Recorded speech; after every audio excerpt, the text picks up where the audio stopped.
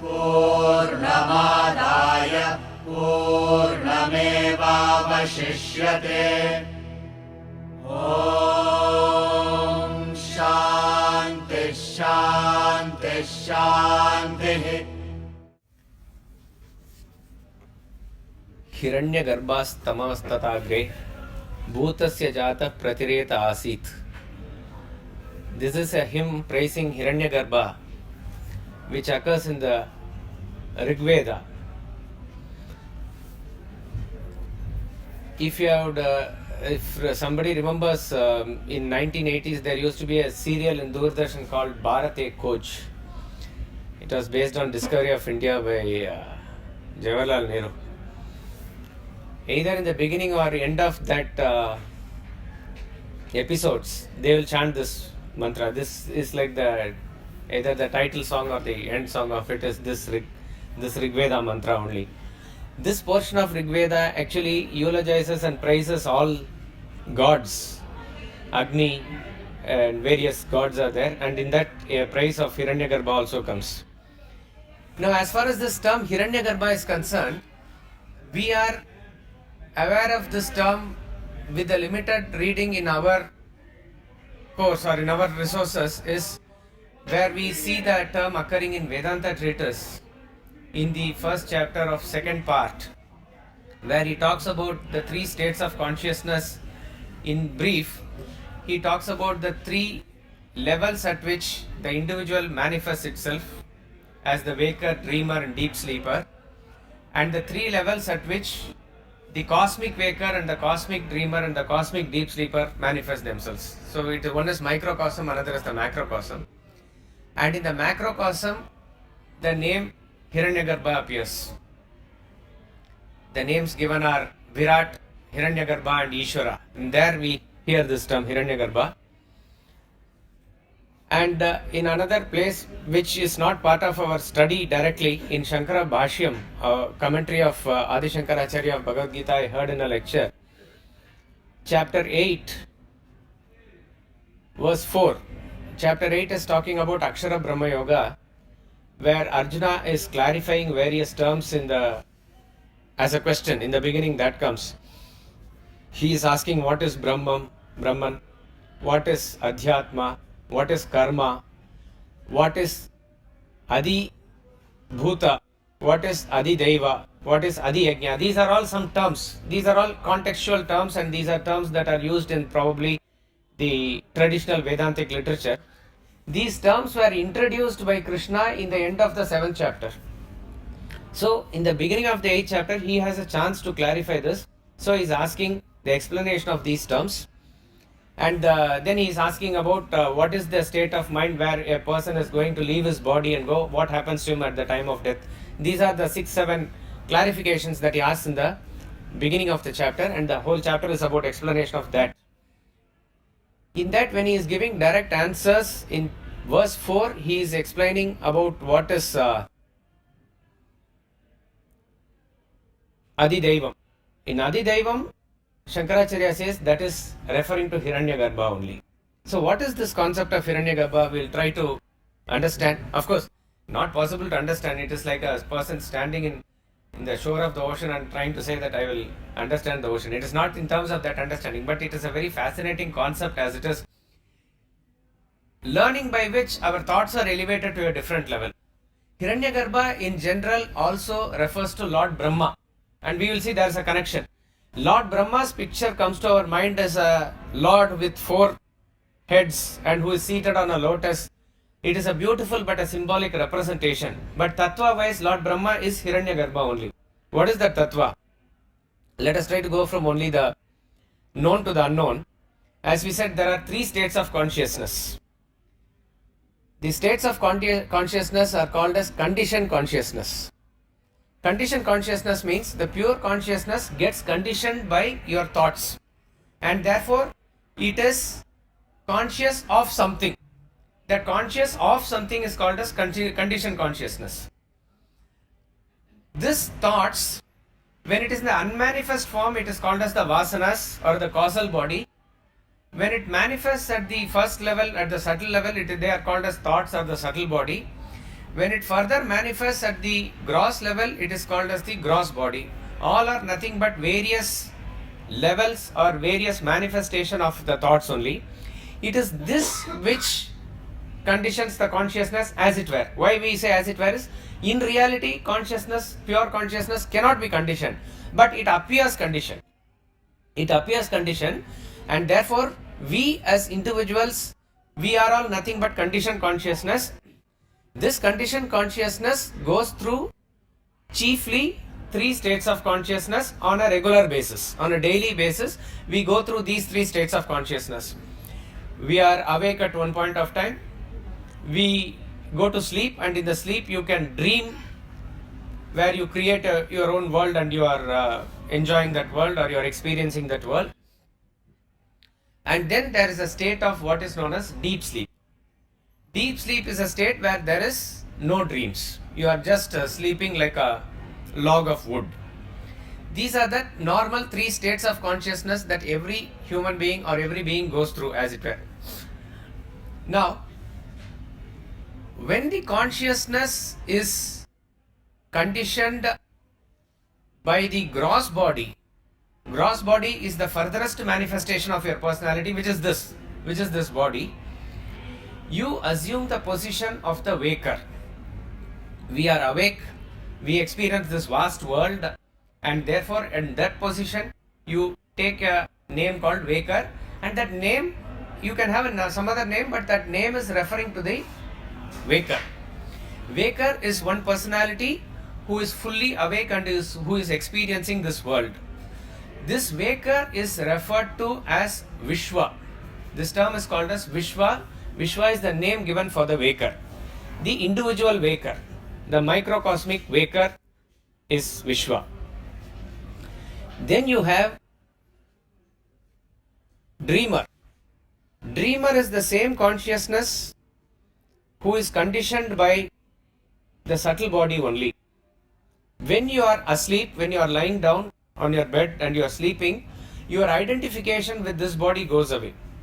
Somebody may call by your name, somebody may shake you up, somebody may wake you up, or they try to push you. Even then you don't register anything. That means for all practical purposes, you are not this body at that point of time. You have assumed some other body and you are going around in the dream world assuming some other name also. That's possible. So at that state you are called as a dreamer. When we say dreamer, what it means is the person in the dream. You are the person who is experiencing the dream world. So for convenience sake you can use the term dreamer, because technically somebody will ask who is dreaming. He is called as the dreamer. The person who is inside the dream is not dreaming, right? So but for convenience sake we will use that person as then by the name dreamer. This dreamer is called as Taijasa. The technical name for dreamer is called Taijasa. Just as waker is called as Viśva, dreamer is called as Taijasa. And then you have the deep sleeper. Deep sleeper is when you are sleeping without any disturbance of dream also. That means the activity of the mind is also completely rested now. As it were, you are sleeping like a log of wood, totally not connected to anything at all.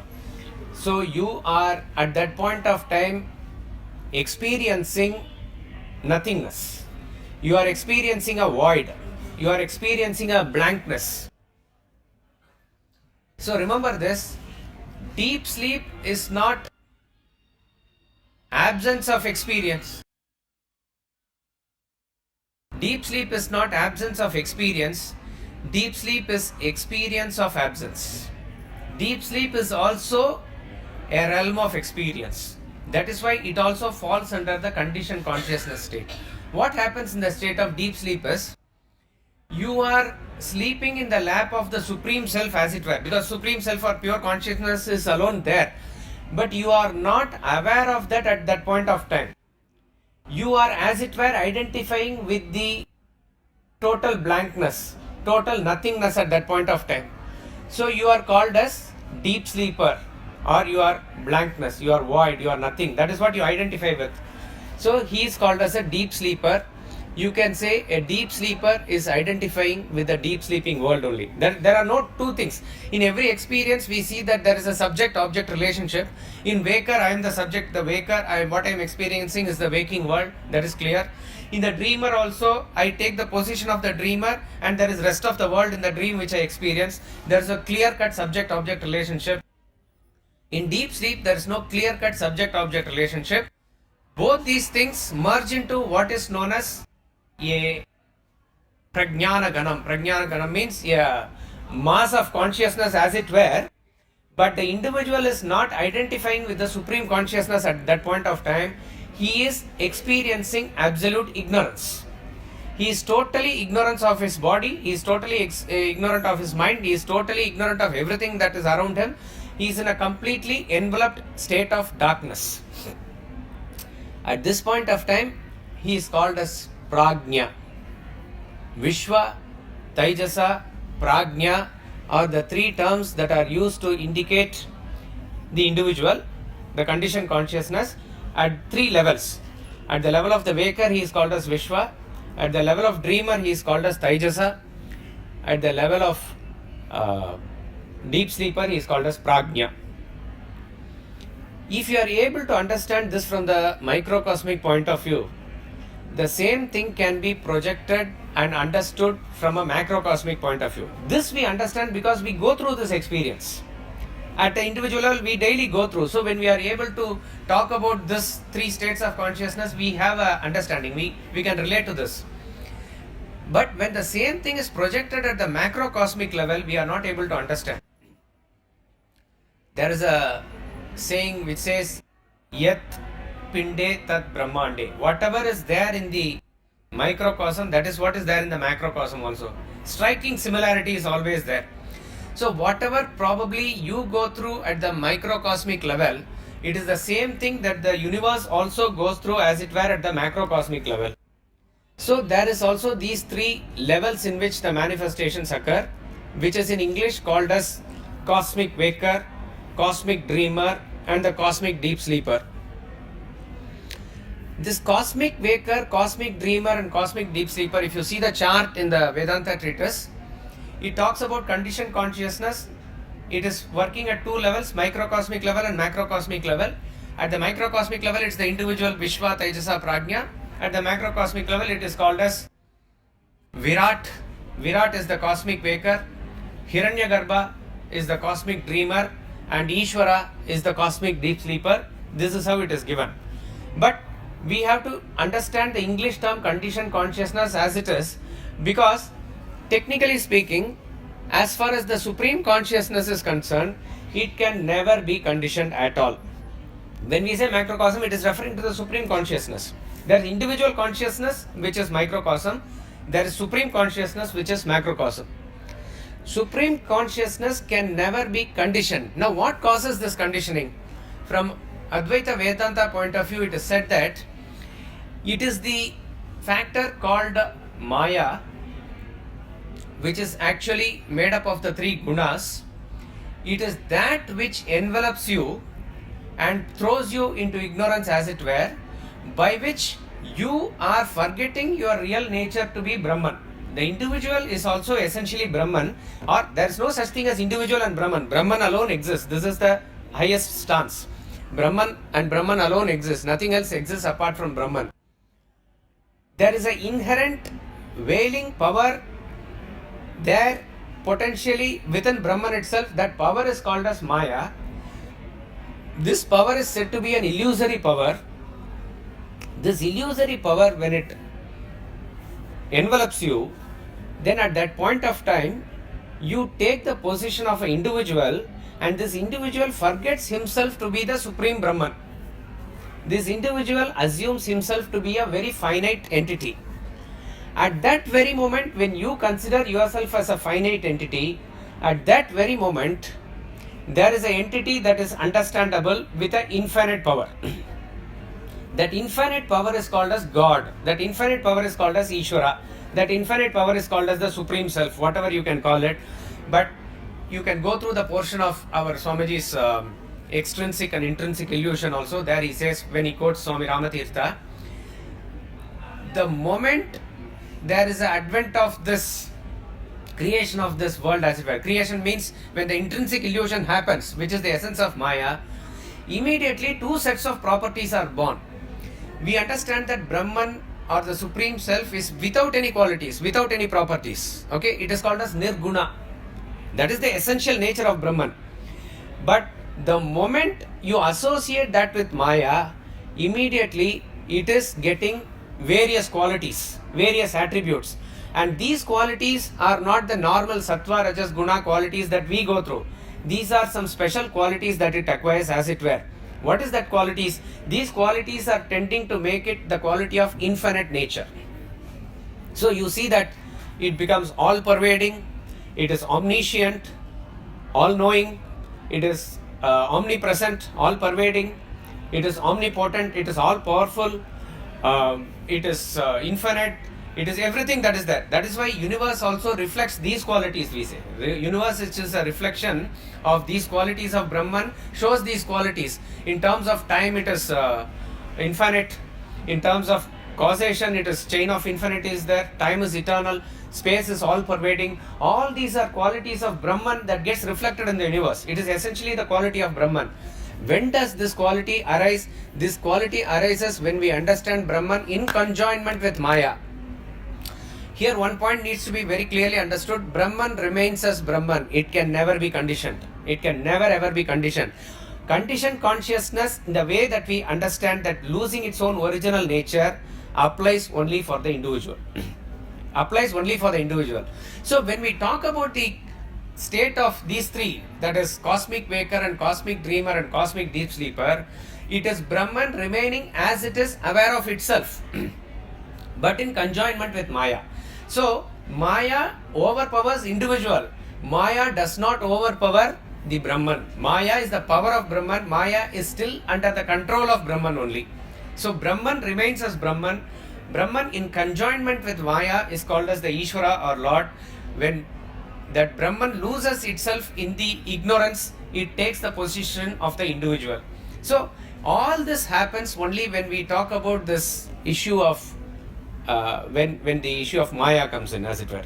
And why it is brought in? Because that is what we experience as the reality now. Now you do not consider yourself to be Brahman. You are individual. I am individual. Everybody is experiencing this individuality. It is real for us now. As long as your individuality is real, that Supreme Lord is also real. It is real.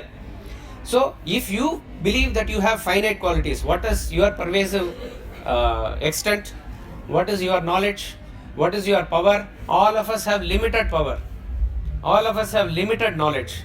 All of us have limited pervasiveness. I pervade from my head to toe. That's all I believe myself to be. I am 6 foot or 5 foot. That's all it is. So everything about individual is limited, finite. The moment you say something is finite, there occurs something which is infinite. You can say something is finite only with reference to something which is infinite, and vice versa. Something is called infinite only with reference to something which is finite. So finite and infinite also are ultimate pairs that coexist. So if individual is finite, that Supreme Lord is infinite. This is how the theory is built. So this state of the individual, which is going through these three states of consciousness, parallelly they are saying the Supreme Self also goes through three states of consciousness, but that Supreme Brahman, which is Nirguna or what is beyond it all, that is the base of everything. So in other words, when individual realizes the self, he becomes Brahman. He does not become Īśvara, he does not become all those things. He becomes Supreme Brahman. He goes beyond finite and infinite, as it were. This is the theorem here. Now, this individual deep sleeper that we go through, he is also experiencing blankness. The cosmic deep sleeper, the state, if we can conceive, what is that state? There are parallels between these three states of consciousness of the individual and the three states of consciousness of the macrocosmic level. But there are certain differences that we need to always remember and understand also. What is the parallel? Parallel is that you go through manifestation and unmanifestation. We use the term creation, maintenance and destruction in a normal English term. Srishti, Sthiti, Samhara is the term used in Sanskrit. Sometimes we use the term Laya or Pralaya also. Pralaya is dissolution. Creation and dissolution when you say Laya and Pralaya. So destruction should not be understood as something where it is completely destroyed and it vanishes into thin air. Whenever we talk about destruction from Vedantic parlance, particularly with reference to creation of universe, etc., dissolution is when manifestation goes into unmanifestation. It is called as Laya. Creation is when it comes from unmanifestation to manifestation. So, on a daily basis, when you wake up, your personality is manifest. So you are created as it were new on a daily basis. And when you go to sleep, the whole world is dissolved for you as it were. So from individual point of view, you don't experience this world. This cycle that goes on a daily basis. Similarly, if you can extend this concept and understand, this cycle also goes on with reference to one's lifetime. When you are born, you are manifest. From wherever you are, we do not know where you are manifest. So that birth and you living through 60, 40 or 80, 100 years that you are living is when you are awake. That's your full manifestation. Then what happens? Death occurs. What is that death? Death is nothing but like a sleep. So that is going into unmanifestation. So at this level also you are going through another cycle. On a daily basis you are going through a cycle. At another level you are going through the cycle. This we can conceive and understand with reference to individual level. Exactly like that they say, you project it further, this whole world or this whole universe also goes through the cycle of manifestation and unmanifestation, for which they are giving certain interesting calculations. It is mind-boggling when we read it, but as I said, it is a very interesting concept also. So we'll come to that. But the point here is, these are points of comparison. That this also goes through a cycle, that also goes through a cycle. This is why these are also given names, these are also given names, like that it is. But what is the point of difference? As I said, always remember, Brahman does not forget itself that it is Brahman. But we as individuals have forgotten the original nature that we are Brahman, and we assume ourselves to be something different. And all this differentiation is considered as a limited entity. So this difference is always there. Therefore, when the Supreme Lord remains as it were by himself sleeping, it is not the same sleep that we go through on a normal basis. That is why in technical terms they may call it Yoga Nidra or various other terms like that. What it means is, he is sleeping as it were, everything is withdrawn into him, he alone exists, he alone is sleeping, but at that time also he is aware. That awareness that the Brahman is there, otherwise Maya would have enveloped him also. So something is powerful than him. That is not the case. He is the controller of Maya. He is the ruler of Maya. Maya is under him. So what happens to Maya at that point of time? Maya is a power now subdued within him. That power latent in him is withdrawn into him. When that power is going to manifest again, later the creation and everything is going to come. So one major difference is that this individual deep sleeper is completely ignorant, completely unaware of everything. But that cosmic deep sleeper who is Īśvara, he is in a completely aware state, but as though he is closing his eyes and sleeping. As though he is closing his eyes and sleeping. Now, it's interesting, we are slightly deviating from the topic. It is said, there is a school of thought in Vedanta which gives the status of Anadi. Anadi means beginningless. Apaurushaya means not made by man. It is as though made by God. It is like that. This status is given to Vedas.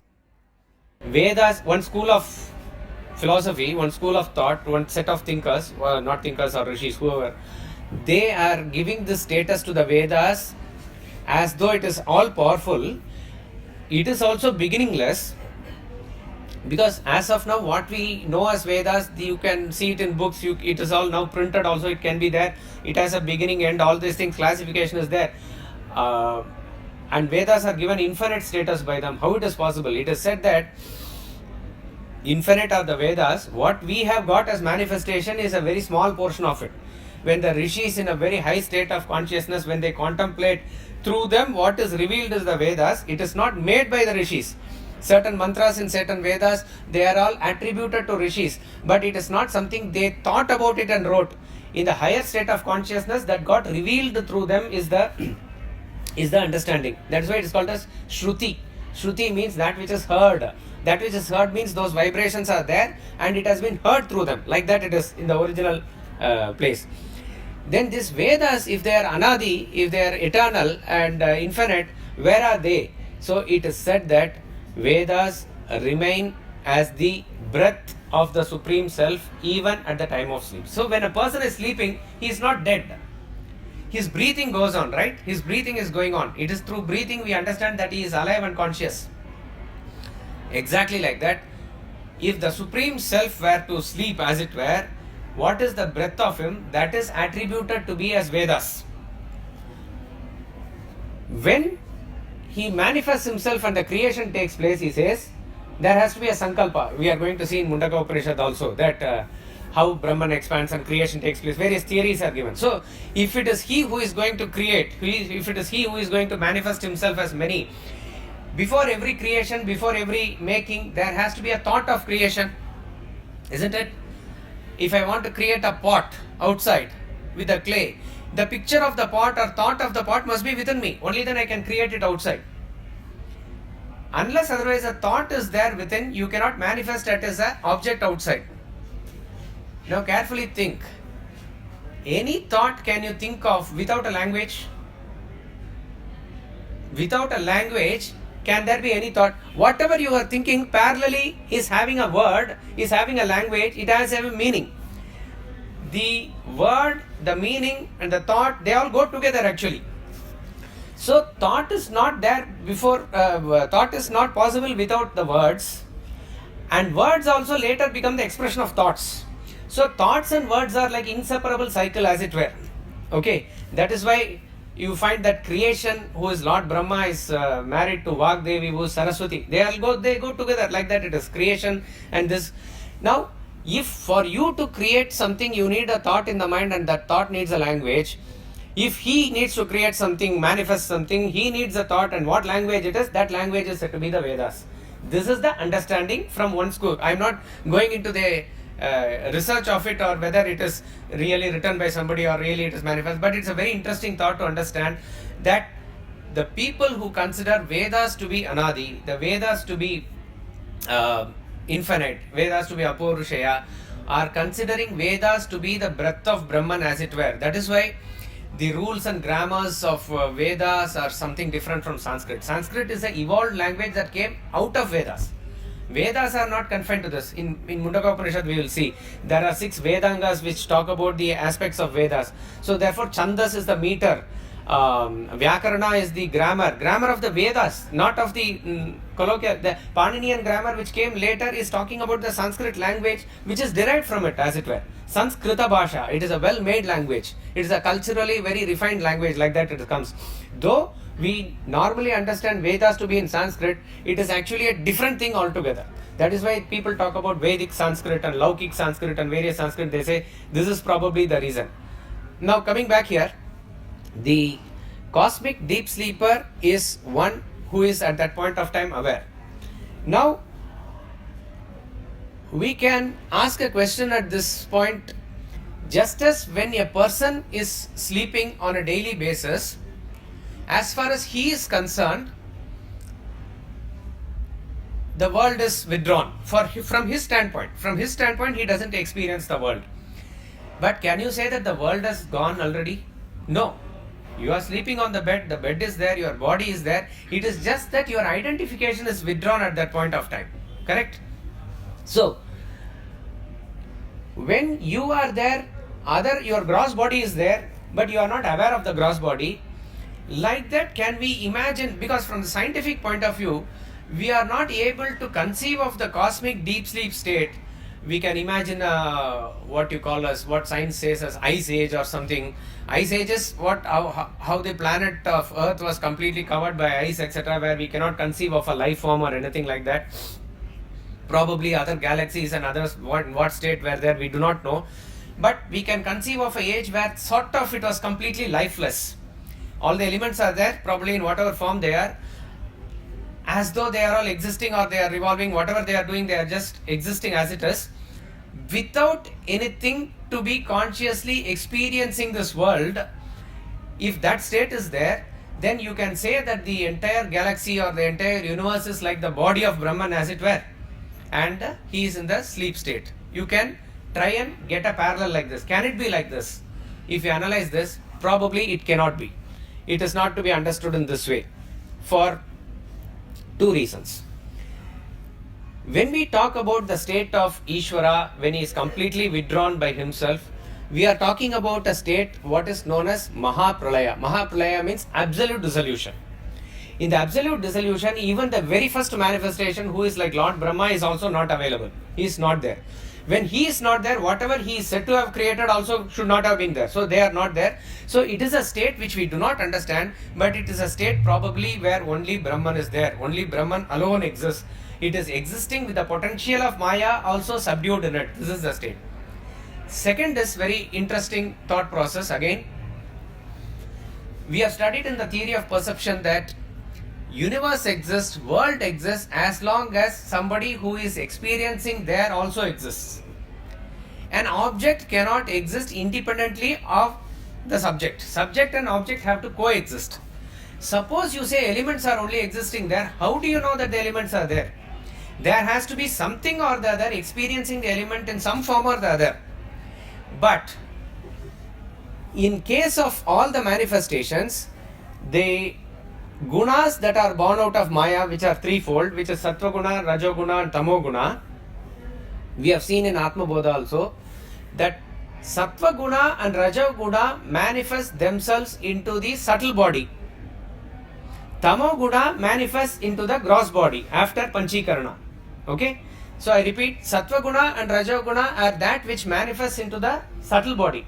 They are, one is becoming the Indriyas and other various things that is there. Then how it happens in Samashti Rupa and Vyashti Rupa, that is microcosmic, macrocosmic. All that happens for the Sattva and Rajas goes into the subtle body. The Tamo Guna goes into Panchikarana process and goes into the gross body, which also includes the gross elements that are there. Now we all know a general rule that for an individual to exist and the world to exist, all three gunas have to coexist. This is there in Gita also. In the Gunatraya Yoga says, one can predominate and the other can exist, but all three have to coexist. Now if you say there is no conscious entity experiencing the world, but world alone exists with reference to all the elements that are there, we are flouting this basic principle that only Tamoguna exists. Get the point? So that is not possible. That's not possible. So we are talking about Īśvara as a state, cosmic deep sleeper as a state, where the entire thing is completely withdrawn. Only he alone exists. He alone exists in the form of a yoga nidra or whatever it is. You can conceive that in that form he exists. Swami Ramatirtha also quotes a very interesting portion of the same Rigveda 10th Mandali. I think it is called as Nasadiya Suktam. Nasadiya Suktam is the probably the first known verse anywhere it talks directly about creation. In that Nasadiya Suktam, he says in hymn 129, he says, there's a phrase that he quotes, in the beginning darkness was enveloped by darkness. It's a very interesting statement that he makes. He says, in the beginning darkness was enveloped by darkness. Why there are two darkness here? Why it's as though ignorance is covered by ignorance. It is saying like that. Why there are two darkness given here? If you analyze it from this angle, it makes sense. When you go through the state of deep sleep at the individual level, it is darkness. It is ignorance. But you cannot say it is complete darkness, because as far as you are concerned, it's complete darkness. But world is functioning. Others are functioning. So you cannot say that they don't exist or anything like that. So, but in terms of the very beginning, when the entire thing goes into unmanifestation, there is a total darkness at the macrocosmic level also. So darkness was enveloped by darkness is a state that is being talked about, where in the state of Īśvara only he alone exists as the cosmic deep sleeper. Now from this later comes the manifestation. Another point of comparison with reference to microcosm and macrocosm is, microcosm, the transition between the three states of consciousness is sometimes uniform, sometimes erratic. It is not in our control. You can sometimes get up from sleep and you are into waking state. Somebody wakes you suddenly, or alarm bell rings and you go, and then suddenly sometimes you go into dream. From dream itself you can go into sleep again you can go. All this is possible. But in terms of macrocosm, we see a perfect uniformity and symphony. This is what is given in the Shastras. So they talk about involution, evolution, all these things happens in a very systematic way. So therefore, from the stage of that Īśvara, what has to come out next is the state of Hiraṇyagarbha, and from that, when it comes out, it is called as Virāṭ. So therefore, if you reverse the process from the Virāṭ, again it goes into the Hiraṇyagarbha, and finally when the dissolution happens, it is called as Īśvara. So this is the cycle of manifestation and unmanifestation which uniformly happens at the state of macrocosmic level. This is one difference that we can take. It is also interesting to note why these names are given. They are also parallel. Viśva is the individual waker because he is contacting the universe, which is Viśva. And there the name given is Virāṭ. Virāṭ means the magnificent expression, the biggest expression, the grand expression. So the grandest form of expression is in the form of universe, whatever you can conceive of, including all the lokas that are given in our Shastras also, and science talks about galaxies after galaxies, inconceivable number of stars and their constellations. Our Earth is just not even a speck. Our whole Milky Way galaxy is not even a speck. Like that science has identified. That expression which is beyond our conception, as it were, that is called as the Virāṭ Swarupa. This is what is picturized by Lord Krishna in 11th chapter of Gita, where he shows the Vishwarupa. Vishwarupa is the grandest thing, where everything is housed within. That he is the supreme expression of everything. In Bhagavatam also, this is understood as something like, all the lokas that you can think of, all the galaxies that you can think of, everything goes into a small hair of the Virāṭ Purusha, he says. That means, what is the supreme state of him in terms of the total expression? So it is an inconceivable way where it is big enough. So it is very staggering when we think like that. But consider your own body for that matter. See, so many germs, so many microorganisms, and very minute biological things are born, living and dying in your body on a constant basis. That organism which is not even visible in a microscope, so small they are, it is now, with the help of microscope and other things, we know. But can that microcosm, that small entity which is a germ, think of you as a whole body? It is not possible. If, let us say, in the small nail or in a small portion of your skin it is there, it cannot even conceive 1 square inch or 1 square centimeter of that skin. Millimeter of the skin also it cannot conceive. That is the minuteness of its size, of its magnitude. That's all it is. So where can it conceive the whole man who is of 6 feet or 5 feet? Not possible. Project it the same way. We may be like that worms. We may be less than that small worms in that total Virāṭ Purusha, as it were. So Virāṭ is talking about that total magnificent expression. So here it is called as Viśva, here it is called as Virāṭ. Microcosmic dreamer is called as Taijasa. Taijasa is derived from the word Tejas. Tejas means light. Within yourself, the consciousness is functioning as a light and it projects a world, as it were, inside. Even if the light is off, in Amavasya day, when you dream, you are able to see the dream. You are able to explain the dream because you are seeing the dream. How you can see something without a light? So that means light is there inside. That light manifests itself and projects itself as a small entity in the dream, and that is the person who is now illuminated, who is experiencing the dream. So he is called as Taijasa. That same thing with reference to macrocosm is called as Hiraṇyagarbha. Hiraṇyagarbha means, the literal meaning is golden egg, golden embryo. Golden embryo as it were, Hiraṇyagarbha. Here is a stage where the manifestation is waiting to occur as it were. We cannot know or conceive this exact stage, but what happens is,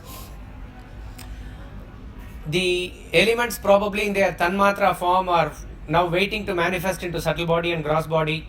The panchikarana is taking place like that as it were. Now you can conceive of a state where elements are there, and even with reference to plants we say the consciousness still dormant, like that. So science talks about the manifestation of the life first in the form of algae and amoeba and all those things. For example, these are all very primitive organisms where the consciousness is not developed at all, very very limited into their thing.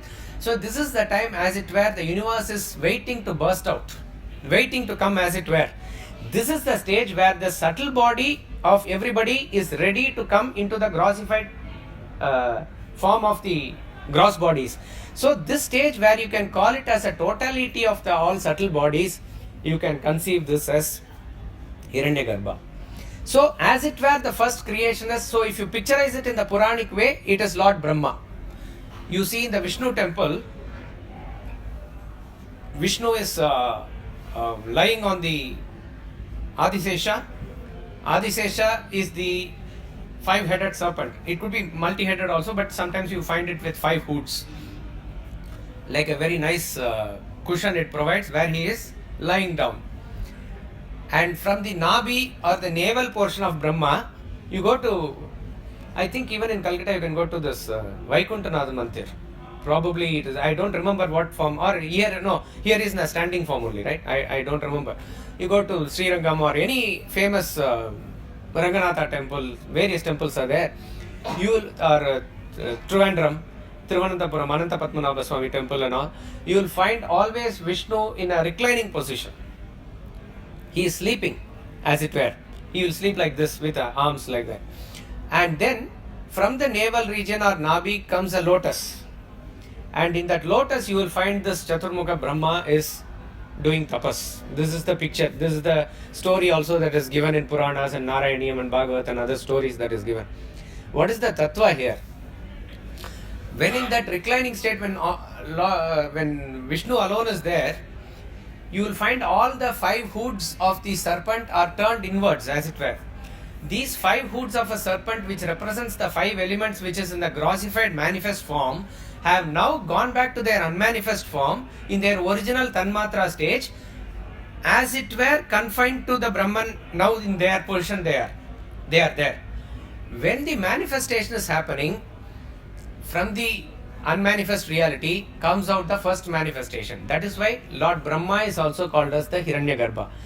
He is considered as the Lord of creation. From him comes the entire thing. So Lord Brahma, as it were, represents the entirety of all the subtle body. He is the Lord of creation. So Hiraṇyagarbha refers to a stage where the entire manifestation is waiting to come out. When we consider Hiraṇyagarbha to be only Lord Brahma with his 4 heads, our understanding is limited. Then we also think in terms of again a limited existence of Brahma which has a limited life, etc. You should not confine to like that. That supreme Brahman which is Virāṭ now in the supreme manifestation, it is the same supreme Brahman waiting to manifest as a Virāṭ in the Hiraṇyagarbha stage. It is the same supreme Brahman. So as a tattva you have to understand this. As a tattva it is just that stage at which this shining, this egg is now shining, because life form is about to manifest, about to exhibit itself. So in that golden embryo stage it is called as Hiraṇyagarbha, and then it comes at manifestation as a Virāṭ. So these are the 3. So he is called as Hiraṇyagarbha because of this name, that it's a golden egg, it's the embryo of everything waiting to manifest. The microcosmic deep sleeper is called as Praajña. Praajña is pra plus ajna. In English, sometimes you write Prajna or Prajna. You should not pronounce it as Prajna, because Prajna means consciousness. It is not consciousness. At that point of time, the individual is unconscious, as it were. He is not conscious of anything. So, Jñā in Sanskrit means knower. Sarvajña, all knower. Kshetrajna, knower of the field. Like that it is, isn't it? Jna means knower. Ajna means non-knower. That means ignorant. In Sanskrit is usually opposite. Vidya and avidya, karma and akarma. So ajna. Ajna means non-knower, ignorant. Pra is always used as an emphasis. So when you put an emphasis on this ignorance, on this non-knower, you are completely ignorant. In waking state also you say, I don't know this subject, I don't know that subject, you can say you are ignorant. But here is a complete different ignorance altogether, where your mind itself is not there. You are not conscious of anything. That state where completely everything is unmanifest, where you are ignorant of even your body, that is called as Praajña. So Praajña is that name given to the individual sleeper, and in the totality is called as Īśvara. Īśvara means the Supreme Lord. So the Supreme Lord means He is the Lord who lords over everything, lording over the Maya also at that point of time. At every point of time, Maya is also under His control. So the moment we say Lord, that means potentially He is lording over something is also there. So that is why He is given the title called Īśvara. Īśvara and Brahman are one and the same. Let us be very clear on that. Let there be no confusion about it. Brahman, when it is all by itself, it is called as Nirguna Brahman or Brahman. Brahman is the Supreme God. Brahman with all these attributes, infinite attributes, it is called as Saguna Brahman or Īśvara. Both are one and the same. There is no difference at all between these two. We use this term Īśvara as long as we are individuals. Only when an individual with a limited capacity is there, Īśvara with an infinite capacity is also there. Swami Ramatirtha says, you see a picture with a boat. Now you can say you see even a movie with a boat. That movie has, boat is going on a rough sea, and this movie is, this boat is being directed by the captain very efficiently. He is the controller of the boat. He is the person who is directing the boat in all ways, and he knows how to drive the boat or steer the boat. What about all the people who are in the boat? They have to surrender to this man, because all their lives are in his hands. All their direction is dependent on him only. Like that it is. Now, when that boat is there, you can say there is a captain who is the controller of the boat. But when you switch off the whole movie, blank screen is there.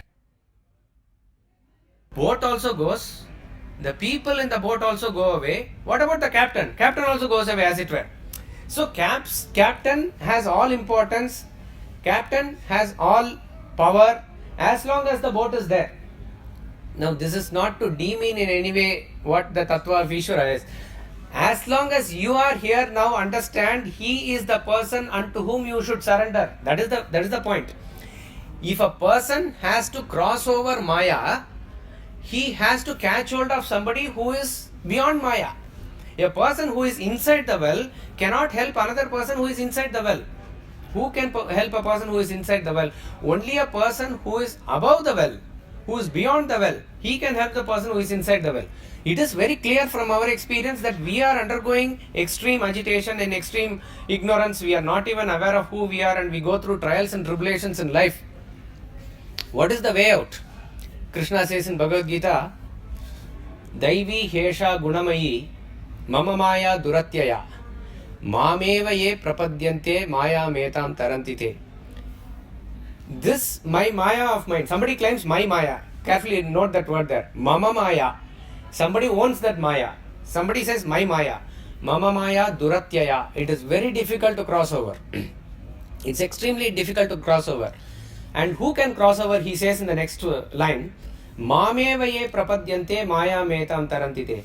One who does prapati or complete surrender unto me alone, only they are capable of crossing over the Maya. Who? With my grace. It is because, remember this, you have not come into this Maya with your own volition. How and when we came, we do not know also.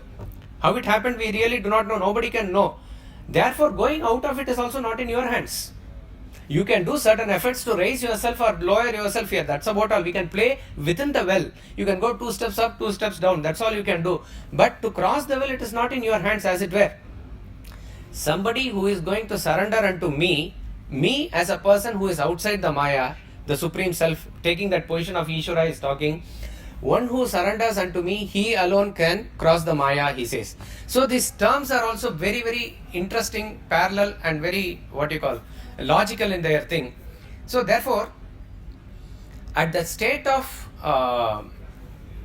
Pralaya is the state where complete dissolution takes place.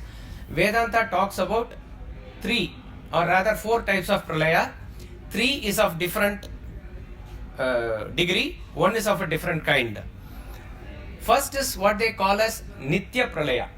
Nitya Pralaya means that Pralaya or dissolution which happens on a daily basis. How do we understand this? From individual point of view only. As far as you are concerned, you are sleeping, Pralaya occurs. That means world is gone for you. Little bit you can extend and say, when you are dead also, it's the same thing happen. As far as you are concerned, you are out of this world, it doesn't exist, but others are living. This world continues to exist for them. And when you are asleep also, others are awake. So you cannot say that the world has completely withdrawn itself. It is there. You have withdrawn yourself. You have withdrawn yourself into that deep sleep state. So this is called as Nitya Pralaya.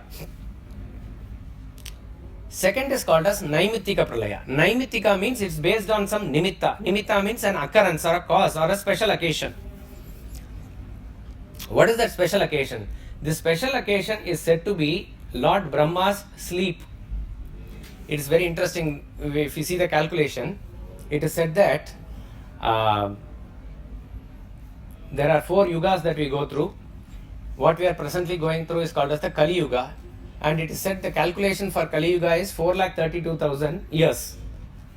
Earthly years. Earthly years of 4,32,000 is one Kali Yuga. Twice that is Dwapara Yuga. 8,64,000 years is Dwapara Yuga. 3 times Kali Yuga is Treta Yuga, which is 12,96,000 is Treta Yuga. And Krita Yuga or Satya Yuga is 4 times Kali Yuga, which is 17,28,000. So 1 unit is Kali Yuga, 2 units is Dwapara Yuga, 3 units is Treta Yuga, 4 units is Satya Yuga or Krita Yuga. All put together 10 units is there. This is called as one Mahayuga. So one Mahayuga is calculated to be 43,20,000 years. That is 10 times Kali Yuga. 43,20,000 years is Mahayuga. This one Mahayuga is supposed to be daytime of Lord Brahma. That is 12 hours. 12 hours, which is the daytime of Lord Brahma, is a fascinating calculation. Mind-boggling. We can't even conceive Kali Yuga first. We can't conceive 5,000 years also now. They are saying 5,000. Because our lifetime, if at all, can extend up to 80. If you live well 100 years like that, it can go. Where is that and where is 5,000? Where is 5,000 and where is 4,32,000? Impossible. Beyond a point, it becomes blurred. That's all. Million, trillion, billion. Any number of zeros you can add. It makes no sense to us at all. We can only relate to certain things. But it's an interesting calculation. You should see the calculation that they have given in terms of time and space, both. You see the geographical and the Kagola, Bhugola and other various things that are given. This loka, that loka, 14 lokas. You go bigger and bigger. That's a mind-boggling figure there. Similarly, in terms of time, it's a mind-boggling figure. But what is interesting is, it is never linear. In Hinduism, everything is circular. Manifestation and unmanifestation comes. So, 43,20,000 years is said to be daytime of Lord Brahma. Equivalent of that is his night time. So, that means he sleeps for 12 hours, let's say. Take that average. At this point of time, when he goes to sleep, the 3 lokas which are in our vicinity, that is called as Bhu, Bhuva, Suvaha. These are the 3. Bhu Loka, Bhuvar Loka, Suvar Loka. That means up to Swarga Loka, up to the heaven. Up to the normal heaven that we can think of. There are supposed to be 14 lokas. These are again very interesting concepts, both at the philosophical level, even at the literal level. We are not going to the detail of it. There are 7 lokas below and 7 lokas above. 7 lokas below are the hellish type of lokas. 7 lokas above, which is including this world, is said to be higher lokas.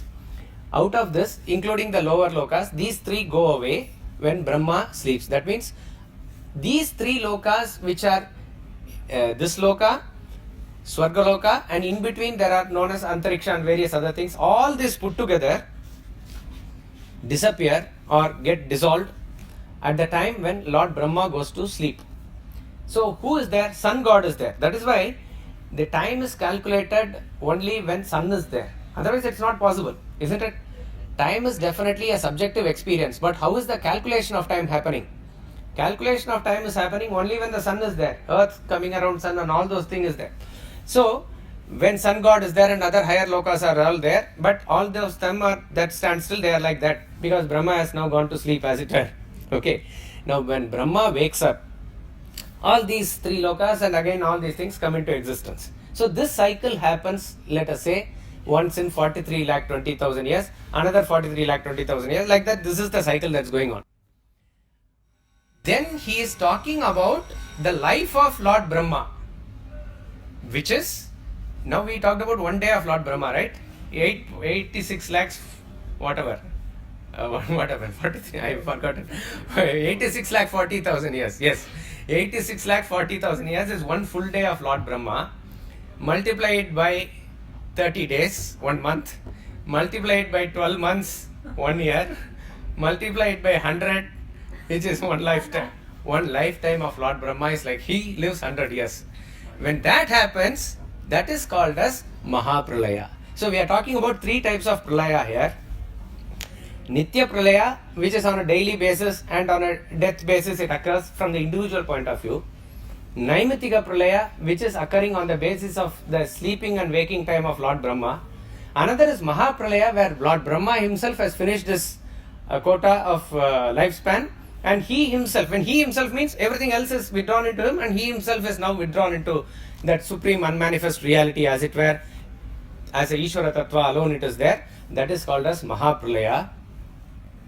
Now, if you are able to relate the Virāṭ, Hiraṇyagarbha and Īśvara in this way, put it in this way, because for us the second stage where Brahma goes to sleep or Brahma goes away, all this makes no difference at all. As I said, 5,000 and 4,32,000 itself is not going to make a difference. What difference does it that is going to make?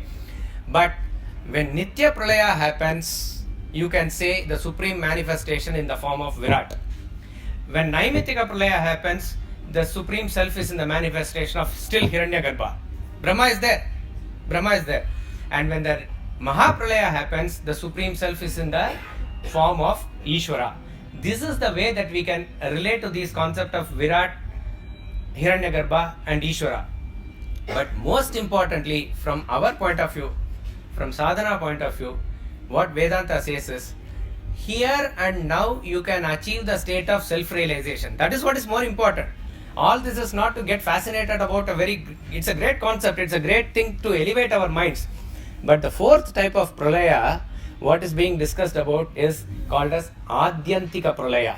What is the difference between that other three and this?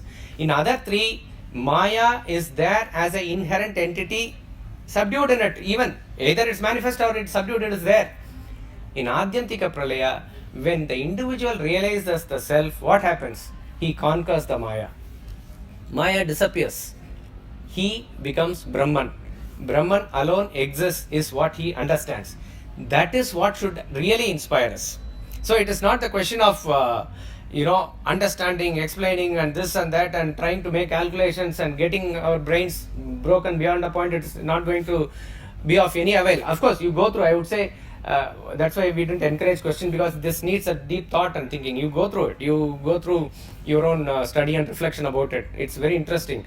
But what we must remember is, Advaita Vedanta says, here and now, we are talking about time and space in bigger and bigger units now. Beyond life, beyond Brahma's life, beyond this, beyond that is in terms of time. Similarly, this loka, Bhurloka, Swarloka and Mahaloka, various Brahma loka, Satya loka, highest lokas, each and everything is very big in magnitude. We are talking about expansion of time and space. This is what maybe Maharishi Aurobindo calls as involution, evolution, all those things. But what is interesting is, finally Advaita Vedanta says, here and now.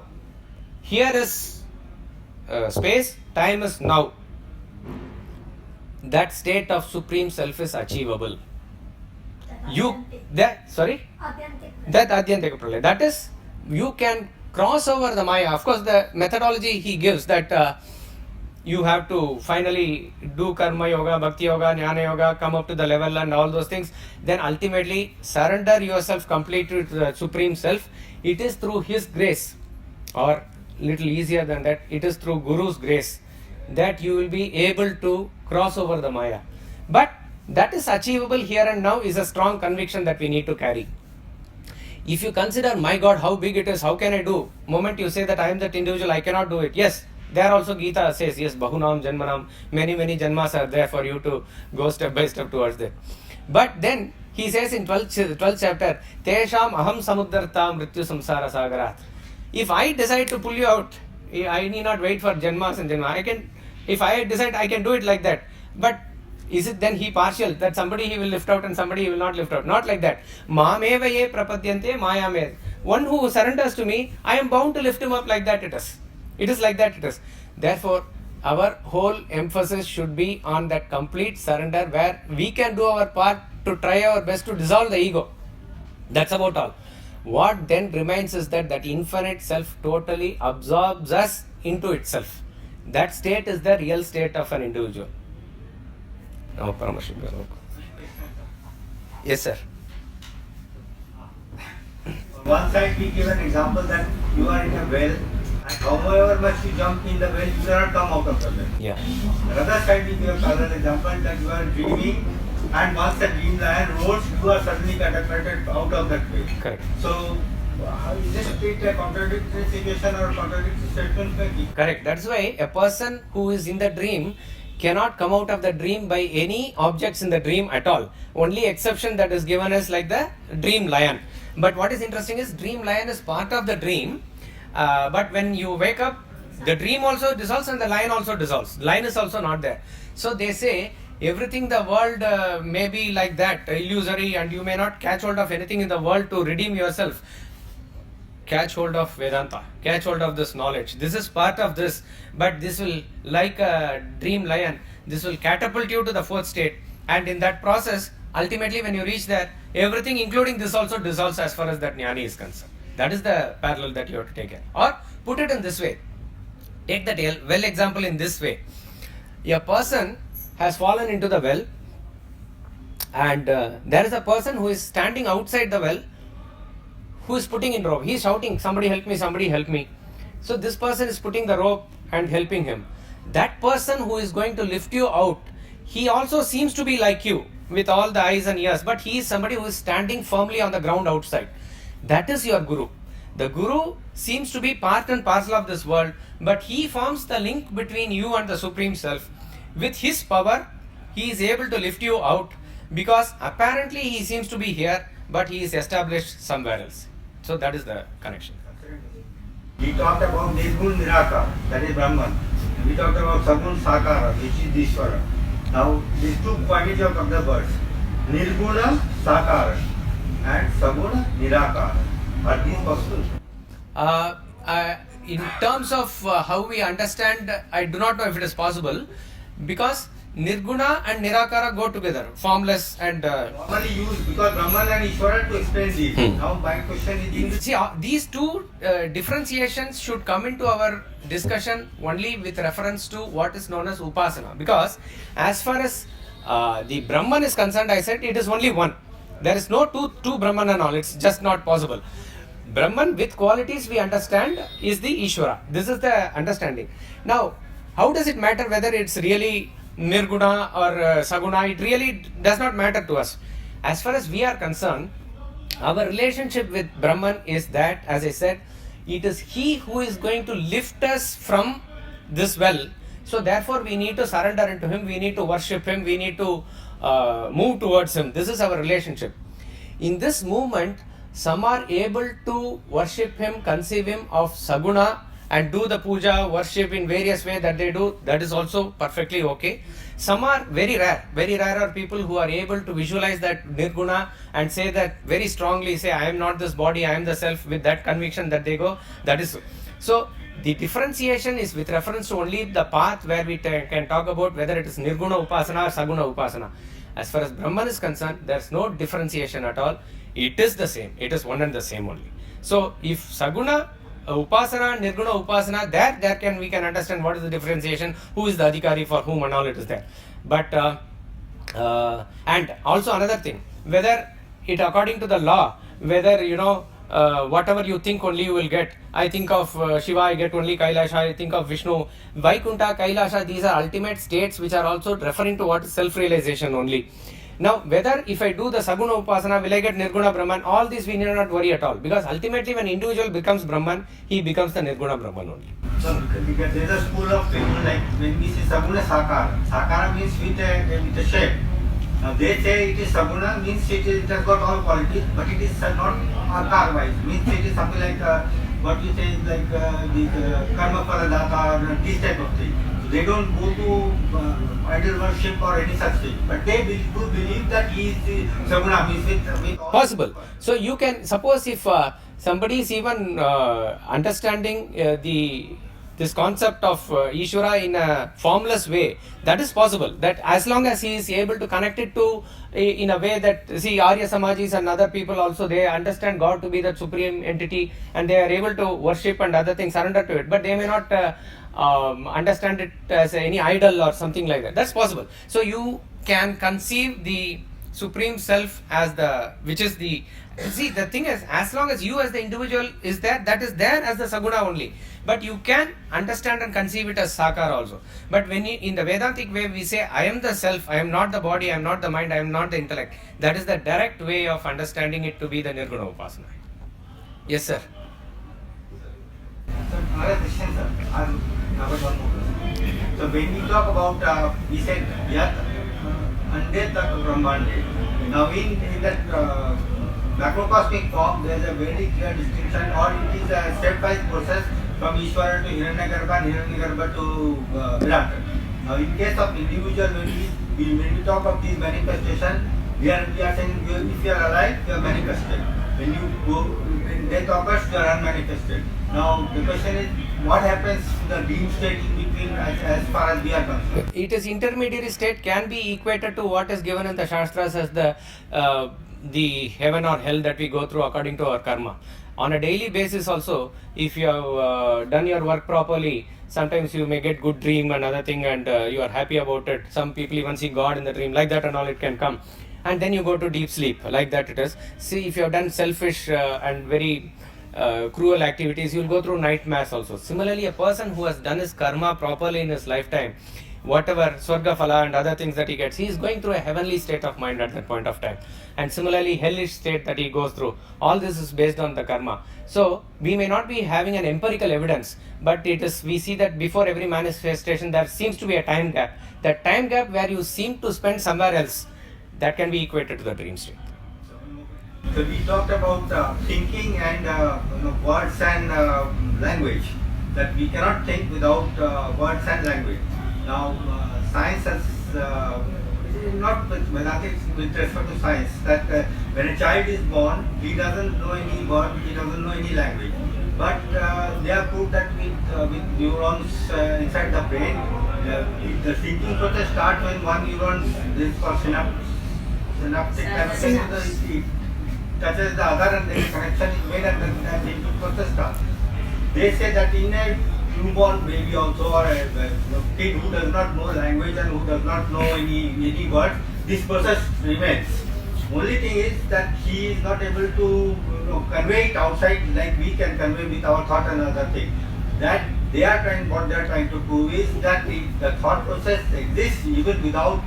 Correct. I am not saying that the mind's activity is not there. We are not talking about the non-functionality of the brain. What is at that point of time, even it is seeing many things incoherently, it is something is happening. But when the child understands, when it is crying, the mother understands that it is hungry, let us say. It is not expressing itself as the hunger. The thought of hunger, I want food and all doesn't come. Instinctively certain things happen within. The moment the child is the child is being called Krishna, and then to that it occurs. That moment it is registering certain words and certain things, it is responding to it. That is how the thought process also builds up. That's why I said language and thought complement and supplement each other, as I said.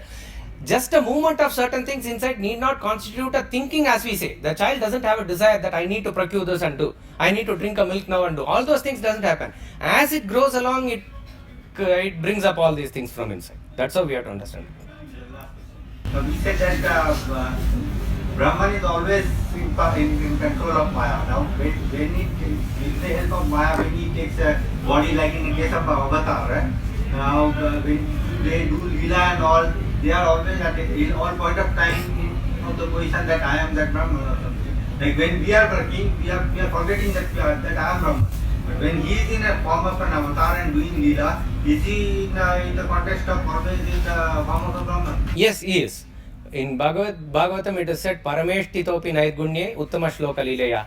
Without leaving his state of Brahman, he is doing the Rasa Leela. That's what he is saying. So, as far as a self-realized person, forget even about Avatara. A self-realized person is concerned, as he is living in this body, he is established in the seat of Brahman. He doesn't move 1 inch away from it at any point of time, having established. But he is moving about in the world with that thought only. So, he is never ever divorced from it, as it were. Yes, sir.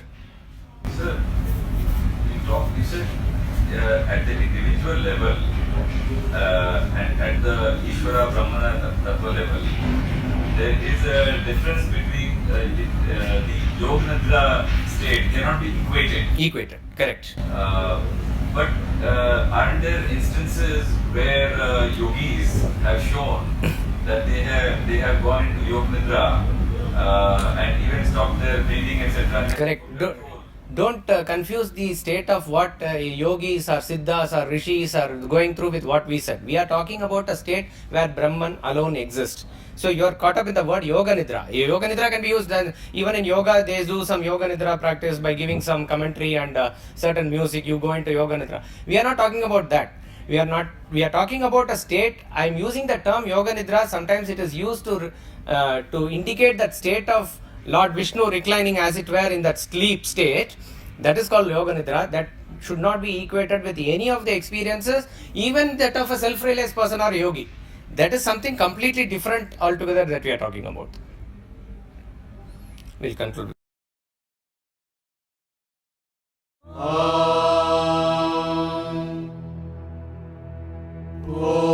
Purnamada Purnamidam Purnat Purnamudachyate Purnasya Purnamadaya Purnamevavashishyate. Om Shanti Shanti Shanti.